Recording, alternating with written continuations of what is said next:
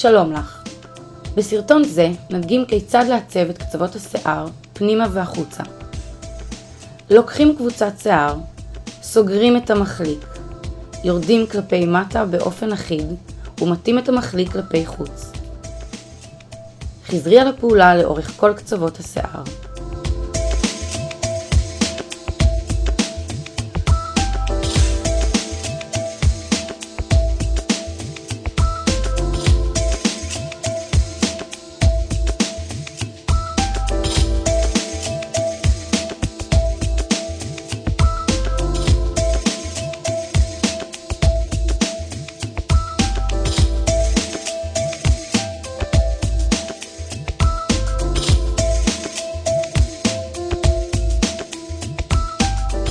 ראי כמה מהר ופשוט הצבת את קצוות השיער למראה רענן וצעיר.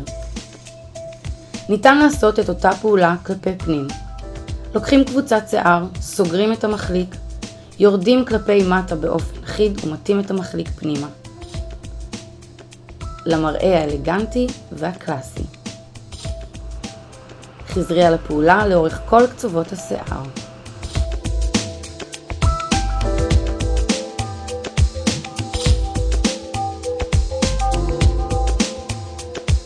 והנה לך מראה טבעי ומסוגנן.